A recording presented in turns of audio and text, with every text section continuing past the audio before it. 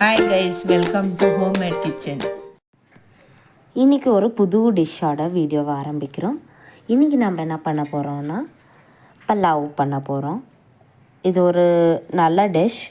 இதில் நம்ம என்னென்ன போட்டிருக்கோன்னா எண்ணெய், பட்டை, லவங்கம், ஸ்டார் பூ, பிரியாணி இலை, வெங்காயத்தை போட்டு நல்லா ப்ரௌன் கலர் ஆகிற வரலையும் நம்ம நல்லா கிண்டிக்கிறோம். ஸோ அதுக்கப்புறமா கழுவி வச்ச இப்போ கேரட், பீன்ஸ், பின்ன பொட்டேட்டோவை போட்டு நல்லா வதக்குறோம். ஸோ அது நல்லா வதங்கத்தியும் நாம் நல்லா கிளறிட்டே இருக்கணும். ஸோ அது கிளறிட்டே இருந்தால் தான் நல்லா வேகும். நல்லா கிளறிட்டு கொஞ்ச நேரம் விட்டு நல்லா வெந்திருக்கும். அதுக்கப்புறமா தக்காளியை வெட்டி அரைஞ்சி போடலாம். அதுக்கப்புறம் இந்த பேஸ்ட்டில் பச்சை மிளகா, கொத்தமல்லி, கருவேப்பிலை, இஞ்சி, பூண்டு, தேங்காய் அரைச்சி வச்ச இந்த பேஸ்ட்டை நல்லா கொதி வந்ததையும் இந்த பேஸ்ட்டை அதில் கொட்டி நல்லா கிளறி வச்சுக்கணும். அந்த பேஸ்ட் நல்லா அது வெஜிடபிள்ஸ் கூட எல்லாம் நல்லா மிக்ஸ் ஆகணும்.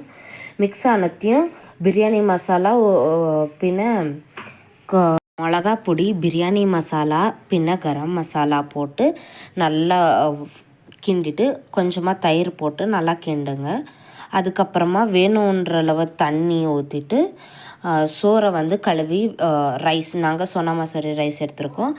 உங்களுக்கு எந்த ரைஸ் வேணுமோ ஆப்ஷனல், பாஸ்மதி, வேறு எந்த ரைஸ் வேணுமோ அந்த ரைஸ் எடுத்துக்கலாம். தண்ணி நல்லா இந்த மாதிரி கொதித்து வந்த பின்ன கழுவி வச்சுக்கிற ரைஸை இன்னொரு வாட்டி கழுவி நாம் அந்த கொதிக்கிற தண்ணியில் போட்டுடணும். அதுக்கப்புறமா ஒரு விசிலுக்கோஸ்கரம் வெயிட் பண்ணணும். அந்த விசில் வந்ததையும் நம்மளோட புலாவ் ரெடி.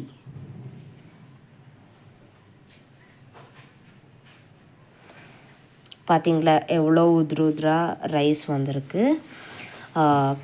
வெஜிடபிள்ஸ்லேருந்து எல்லாம் வந்திருக்கு. இது கூட தயிர் பச்சடி வச்சு சாப்பிட்டா